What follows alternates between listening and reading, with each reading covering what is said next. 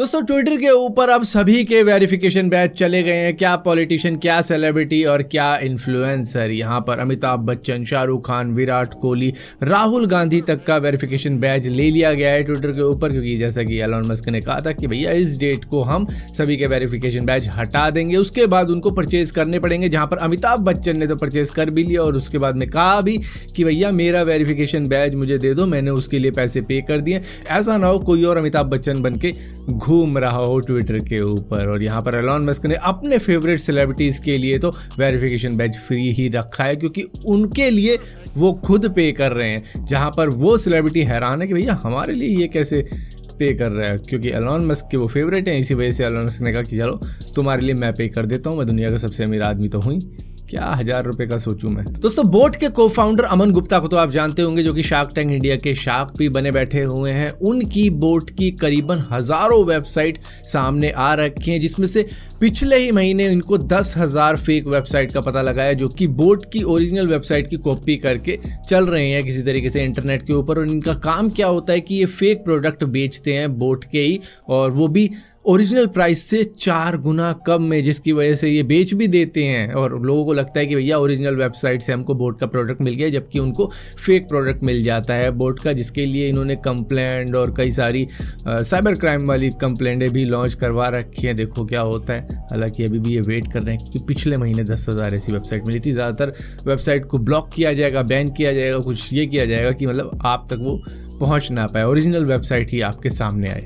दोस्तों हमेशा यंग दिखना कौन नहीं चाहेगा। ज़्यादातर सेलिब्रिटीज़ की यही इच्छा रहती है कि वो हमेशा यंग रहें, जिसके लिए वो कई सर्जरी करवा लेते हैं, कई सारी चीज़ें करवाते हैं, अपनी डाइट प्लान, वर्कआउट, कई सारी चीज़ें करते रहते हैं, जिससे कि वो हमेशा जवान लगें। एटलीस्ट जितना टाइम हो सके उतने टाइम तो लगें ही, जिसके लिए अब आपको मालूम होगा बड़े अच्छे तरीके से प्रोजेक्ट ब्लूप्रिंट के बारे में भी, जिसके अंदर एक बंदा है ब्रायन जॉनसन, जो अपने ऊपर $2 मिलियन हर साल खर्च कर देता है ताकि वो अपनी एज रिवर्स कर पाए। वो कहता है कि मैं 18 साल का दिखना चाहता हूँ, जिसके लिए मैं बहुत ज़्यादा मेहनत कर रहा हूँ, बहुत ज़्यादा इंजेक्शन भी ले रहा हूँ, सप्लीमेंट भी ले रहा हूँ, खाना भी उसी टाइप का खा रहा हूँ। और अभी के लिए इसका हार्ट 37 साल के बंदे जितना है, लंग्स 18 साल के बंदे जितना है, और स्किन करीबन 28 साल के बंदे जितना है। अब यही सेम काम शायद अनिल कपूर भी कर रहे हैं, जिसके लिए वो ऑक्सीजन थेरेपी ले रहे हैं, और ऑक्सीजन थेरेपी लेते लेते वर्कआउट कर रहे हैं। कायरोथेरेपी के अंदर ही आता है, जिसके अंदर ये एक ऐसे चेंबर में भी गए वर्कआउट करने के लिए जो कि -100 डिग्री सेल्सियस तक चला जाता है, जिसके अंदर 2 से 3 या 4 मिनट का वर्कआउट करके वापस बाहर आना पड़ता है। इसके अंदर मैं बता दूं फ्रॉस्ट बाइट भी हो सकती है, कई सारे प्रिकॉशन इसके अंदर रखने पड़ते हैं। मतलब हल्का सा भी अगर आपका कोई पार्ट गीला है या मॉइस्चर है उधर, तो ये समझ लो फ्रॉस्ट बाइट होना पक्का है, सेकंड भर में हो जाएगा फ्रॉस्ट बाइट।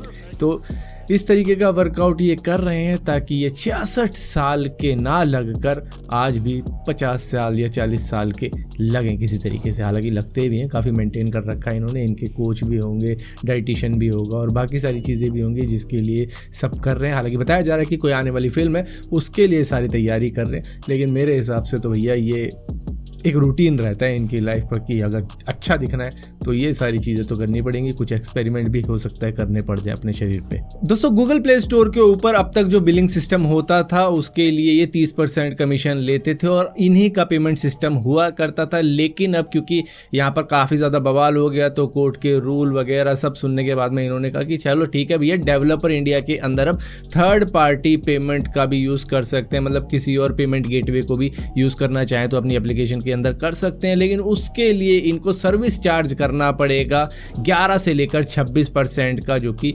गूगल की तरफ जाएगा। तो मतलब कान ऐसे नहीं, मैं पीछे से घुमा के पकड़ूंगा, लेकिन पकड़ूंगा जरूर। दोस्तों यूएस की CIA की एक नई रिपोर्ट सामने आई है, जिसके अंदर उन्होंने बताया है कि चाइना एक मास्टर प्लान बना रहा है, जिसके लिए उन्होंने कई सारी सैटेलाइट भी स्पेस में भेजी हैं। दरअसल वो अपने एनिमीज की सैटेलाइट को कंट्रोल करना चाहता है। जैसे कि यहाँ पर पृथ्वी के ऊपर किसी के कंप्यूटर को हैक कर लिया जाता है, किसी के सिस्टम को अपने कंट्रोल में ले लिया जाता है, तो उसी तरीके की चीज़ ये स्पेस में भी करना चाहता है, जिसके लिए ये सारी चीज़ें प्लान कर रहा है। करीबन लास्ट 6 महीनों में इन्होंने 35 सैटेलाइट भेजी है और टोटल करीबन 345 सैटेलाइट भेज भी दी है। ये एक्सप्लॉइट करना चाहता है अपने नेबर की सैटेलाइट कह लो या एनिमी कंट्री की सैटेलाइट, जिनके साथ भी इनका लफड़ा रहता है, उनकी एक्सप्लॉइट या हाईजैक करके उनके पास से कंट्रोल छुड़वा देगा, जिसके बाद में वो कहेंगे यहाँ पर कोई इशू हो गया है जिसकी वजह से ये सैटेलाइट हमारी चल नहीं रही है, लेकिन एक्चुअली में वो चली जाएगी चाइना के कंट्रोल में।